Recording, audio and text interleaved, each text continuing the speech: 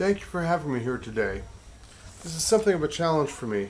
I had a stroke last August, and when I get tired, I start slurring my words. If I start to become unclear, wave your arms and I will slow down and force myself to carefully articulate every word. My presentation today is about the racist roots of gun control, but that isn't the only motivation for such laws. Arms control laws have a variety of roots in many cultures, and even before the development of guns. These laws often existed to protect the political status quo by disarming the peasants. For example, in 1598, Japanese warlord Toyotomi Hideyoshi ordered all, quote, swords, short swords, bows, spears, firearms, or other types of weapons, unquote, to be seized from farmers to discourage rebellion against the samurai who collected the taxes. The claim was that the goal was to protect the farmers from being encouraged to rise in a useless and bloody rebellion. Of course, within 2 centuries, the samurai were collecting 60 to 70% of the rice crop as taxes, and entire Japanese villages starved to death. This is also what started the practice of farmers selling their daughters into prostitution to be able to feed the other kids. Only World War II brought an end in part to this medieval system of power. Europe was no different in trying to control the lower classes. Henry VIII passed a ban in 1514 on crossbows and handguns, all guns less than 3 feet long, unless you met a property qualification. Theoretically, the goal was to encourage longbow practice because this was the weapon of the English army. The net effect was to limit practice of the new arms technology to the rich, and in subsequent centuries, hunting restrictions were often used to justify disarming peasants. France also limited bow possession by peasants because of fear after the Jacqueray Rebellion of 1358. Those writing for the upper classes argued that peasants should go on all fours like cattle and eat grass, and not be arrogant and wish for meat. Gun control in America has several roots, but race is the dominant one. America presented an interesting situation for a traditional English institution, the militia. The militia had always consisted of the freemen of the society, obligated to defend the realm from external attack and internal rebellion. By the time the American colonies formed, the militia had been replaced by professional soldiers in England. The American colonies revived the militia because professional full-time armies are expensive. The colonies faced 3 threats: Indian attack, invasion, and attack by foreign navies and armies, and as slavery became institutionalized in the latter half of the 17th century, fear of slave rebellion. By the start of the Revolution, every colony but Pennsylvania had a militia law requiring every able-bodied free man, usually aged 16 to 50, to be armed for militia duty and to turn out for militia musters or for combat. Most colonies experimented with laws banning sales of guns to Indians. Virginia actually made it a capital crime to travel more than a few miles from a settlement with more than 3 guns on the presumption that you were going to sell them to the Indians. These laws were generally unenforceable and largely disappeared by the Revolution. Slaves were another matter. Many, but not all, colonies prohibited slaves from possessing arms, including guns, clubs, swords, and dogs, which were considered to be weapons. Often slaves were allowed possession of weapons with the master's permission.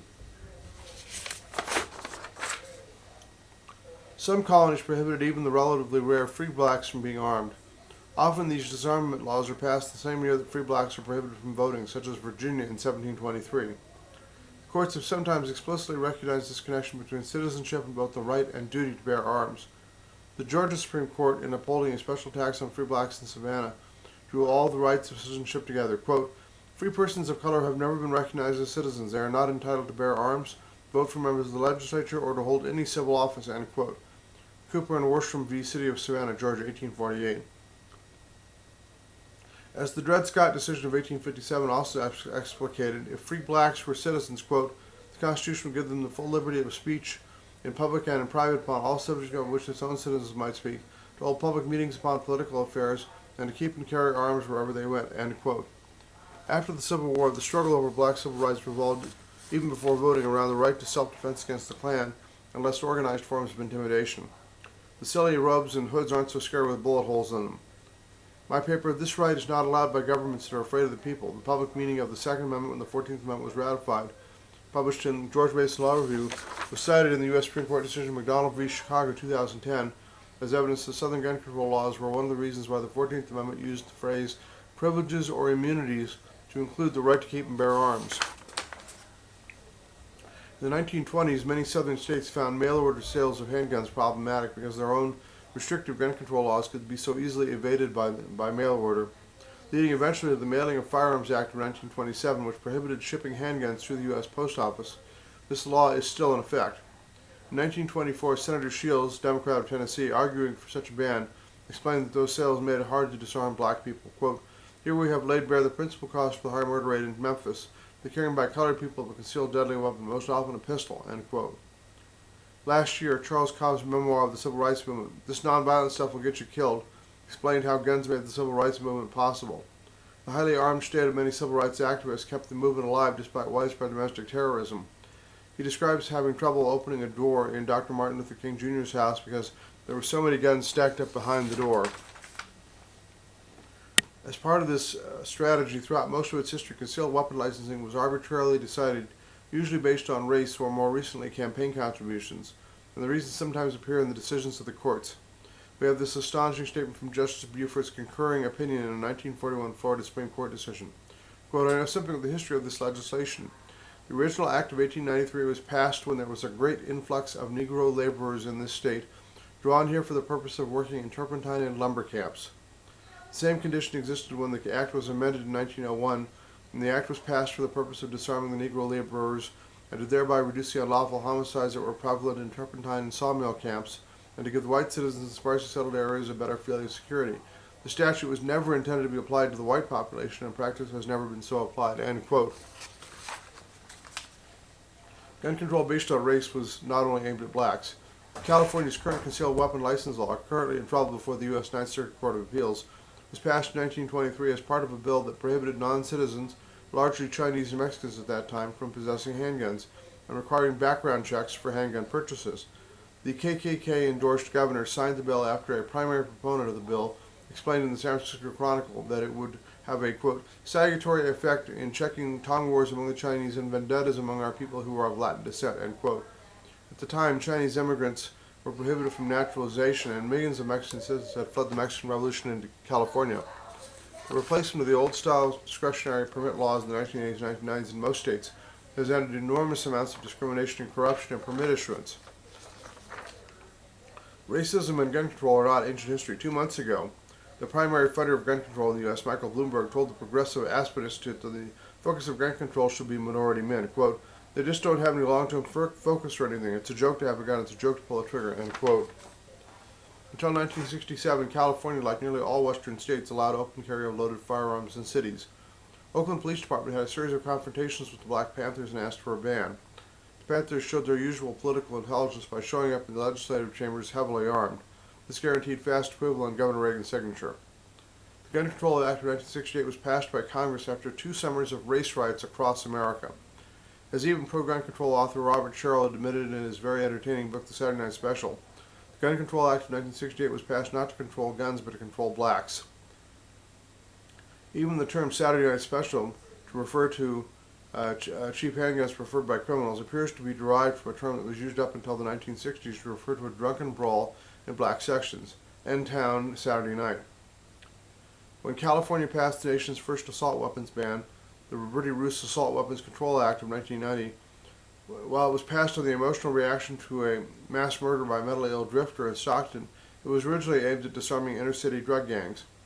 I think it is no coincidence that this law, like many of its counterparts across the nation, was overwhelmingly focused on black guns, such as the AR-15, while exempting similarly functioning guns that were not black, like the Ruger Mini-14. Coincidence? I think not. All of this history has effects. Several generations of black men have grown up in societies where there was no lawful tradition of responsible gun ownership, either because it was essentially illegal like D.C. and Chicago, or the dominant media elite has influenced the population to see gun ownership as suspect, such as New York City, California, or New Jersey. This has an effect on how guns are perceived, and not in a good way. It means that lawful self-defense is questionable and creates a culture where the forbidden fruit of guns are attractive to the worst elements. If gun control has this history of association with what could best be considered reactionary racist thinkers, how did gun control become associated with liberal and progressive thought? Partly this was a response to the gun deaths of 3 icons of liberal politics, John Kennedy, Robert Kennedy, and Dr. Martin Luther King Jr. Gun control has become the default response of progressives because the alternatives to ask what has gone wrong in black urban culture. About half of all murders in the U.S. are black on black. Trayvon Martin and Michael Brown are actually very atypical black deaths in that they were killed by white men. Distracting attention from a culture of violence is just that, a distraction. At the core of the black violence problem is the absence of fathers in a subculture that idolizes violence, misogyny, and drug use. Partly also, the liberal and progressive thinkers are urban elites. By the 1960s, violent crime rates in cities with black populations had risen to intolerable levels. Rather than ask why this problem was concentrated in a group that the war on poverty is supposed to have helped, or confront their fears of young black men, it was easier to demonize guns. Where do we go from here? So what started out as racist hostility has now morphed into a real and very serious problem in black communities, and almost nowhere else. The northern tier of American states in the Midwest and Rocky Mountains have very relaxed gun control laws and yet lower murder rates in every case than their Canadian and Prairie Province neighbors, which have very strict gun control laws. The white non-Hispanic U.S. murder rate compares favorably to nearly every European country.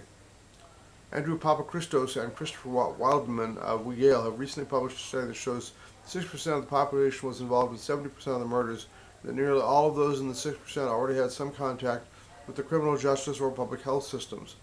Study after study find that not only murderers but their victims are overwhelmingly people with long criminal histories. Who your friends are is a bigger risk factor than race or poverty. Many people arm themselves as well because the criminal justice system does not protect them, and gun control laws utterly fail to disarm people who are prepared to commit murder, rape, and robbery. There is a very destructive subculture in which violence, misogyny, and drug abuse are a big problem. To solve this, and guns aren't an issue. It is always tempting to think that severe and often deeply embedded social problems can be solved by just passing some laws. The experience of gun control shows otherwise. Correcting serious cultural problems are slow and require widespread support. Cesar Beccaria was one of the major founders of the science of criminology in the 18th century. In his book On Crimes and Punishments, published in 1764, he observed that many laws are passed based on false notions of utility, that they will work regardless of reason. He observed that gun control laws were in that category. The laws of this, quote, the laws of this nature are those which forbid to wear arms, disarming those only who are not disposed to commit the crime which the laws mean to prevent.